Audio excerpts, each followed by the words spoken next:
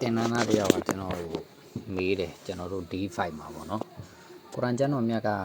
တမန်တော်မုဟမ္မဒ်ကလောက်ကျန်ဖန်တီးလိုက်တဲ့ဟာဖြစ်တယ်လို့မင်းတို့ထင်တယ်ဆိုရင်မင်းတို့ကိုယ်တိုင်ကုရ်အာန်လို့ဆိုတာတပုတ်လောက်ယူလာစမ်းလို့စိန်ခေါ်လိုက်တယ်မလားအဲ့ဒါလေးကိုနားထောင်ပြီး तू ကအတွေးတစ်ခုပေါ်တယ်ပေါ့ကုရ်အာန်ကစူရာပုံစံမျိုးစုစည်းပြီးသားလားတမန်တော်မြတ်ခင်မှာကလေးကစူရာတွေအပုတ်လိုက်စုပြီးသွားပြီလားတဲ့ဟာဇရတ်ဥစမန်ခင်မှာမှကုရ်အာန်ကျမ်းတော်မြတ်ကိုစူရာမဟုတ်လားပေါ့ဒါတော်တော်များများမွတ်စလင်တွေလည်းအဲ့လိုထင်ကြတယ်တကယ်အဲ့လိုမဟုတ်တမန်တော်မြတ်ခင်မှာကလေးကကုရ်အာန်ကျမ်းတော်မြတ်အစအဆုံးကြပြီးတဲ့အချိန်မှာအစအဆုံးကိုတဖန်ပြန်လဲစီစဉ်ပြီးသွားပြီအလ္လာဟ်ရှင်မြတ်ကစူရာကီယာမာမှာအကြောင်းကျွန်တော်တို့တီးလင်းတွေ့ရတယ်အင်နာအလိုင်နာဂျမ်အဟူဝကုရ်အာနငါအရှင်မြတ်ပေါ်မှာအဲ့ဒီကုရ်အာန်ကျမ်းတော်မြတ်ကိုပြန်လဲစုစည်းဖို့နဲ့ပြန်လဲဖတ်ကြားပြဖို့တာဝန်ရှိတယ်ငါတမန်တော်ပေါ်ငါအလ္လာဟ်ရှင်မြတ်ပေါ်မှာတာဝန်ရှိတယ်တမန်တော်မြတ်ကမရမှာကြောက်လို့လွတ်သွားမှာကြောက်လို့မြင်နှုတ်ကနေလိုက်ဆူပြီးကြက်မှတ်လိရှိတယ်အဲ့ဒါကိုအလ္လာဟ်ရှင်မြတ်ကသတိပေးတာလာတာဂျယ်ဘီလီဆန်နိကမြင်လိုက်ဖတ်စရာအကြောင်းမရှိဘူးနောက်တစ်ခါငါအရှင်မြတ်ကအားလုံးပြီးသွားရင်ပြန်လဲစူးစီးပြီးတော့မင်းကိုဖတ်ပြစေတော်မူမယ်အဲ့ချိန်ကျရင်ဘယ်ဟာဖြစ်တင်လဲဘယ်ဟာဖြောက်တင်လဲအဲ့ဒါတွေအကုန်လုံးတစ်ခါတည်းစီစဉ်ပေးလိုက်မယ်မင်းမစိုးရိမ်နဲ့ဆိုပြီးတော့အလ္လာဟ်ရှင်မြတ်ကိုရောတိုင်းတမန်တော်မြတ်ခင်မှာကလေးကကုရ်အာန်တအုပ်လုံးကစီစဉ်ပြီးသွားပြီကုရ်အာန်တမန်တော်မြတ်ခင်မှာတရာဝီတွေမှာလည်းဖတ်ခဲ့တယ်တမန်တော်မကွယ်လွန်အထိဟာကုရ်အာန်တအုပ်လုံးဆာဟာဘာတွေဖတ်နေခဲ့ကြတယ်ကြက်မှတ်ထားတဲ့သူတွေလည်းတပုံကြီးရှိတယ်ဒါပေမဲ့တနေရာထဲတအုပ်ထဲမှာအဲ့လိုမျိုးစုစည်းထားတာမျိုး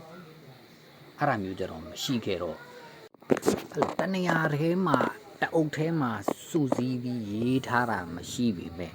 အဲ့လိုကိုစီဟိုစူရာဒီစူရာကိုယ့်အကိုရေးမှတ်ထားကြတာတွေကတော့အဲ့လိုတပုံကြီးရှိကြတယ်ကုရ်အာန်ကျမ်းတော်မြတ်ကြက်ကလေးကတချို့ကအဲ့ကလအုပ်အယိုးပေါ်မှာရေးထားတယ်ကြောက်ပြောက်ပေါ်မှာရေးထားတယ်ရွက်တွေတရီတွေပေါ်မှာရေးထားကြတယ်အဲ့လိုမျိုးကိုစီရေးထားကြတာတွေကတော့အများကြီးရှိတယ်ဒါကြောင့်ဒီကုရ်အာန်ကိုတနေရာထဲမှာစုဖို့ဆာဟာဘာတွေကလိုက်လံမေးမြန်းတဲ့အခါသူတို့စီမှာရေးထားတဲ့ဟာတွေရောတိုက်ကြည့်တယ်သူတို့နှုတ်ကဖတ်တဲ့ဟာတွေကိုလည်းတိုက်ပြီးနားထောင်တယ်အဲ့လိုတွေစနစ်တကျကိုလုပ်ခဲ့တာလုံးဝတမန်တော်မြတ်ခင်မှာကလေးကမရေးခဲ့တာမဟုတ်ကုရ်အာန်စကြပြီးကလေး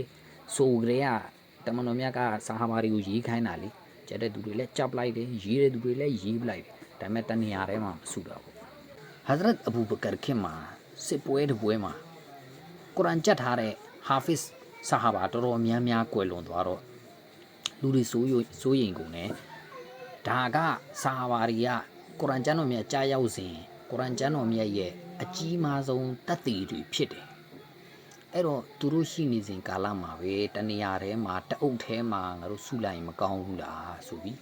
သူတို့စုလိုက်တဲ့နောက်ပိုင်းမှာ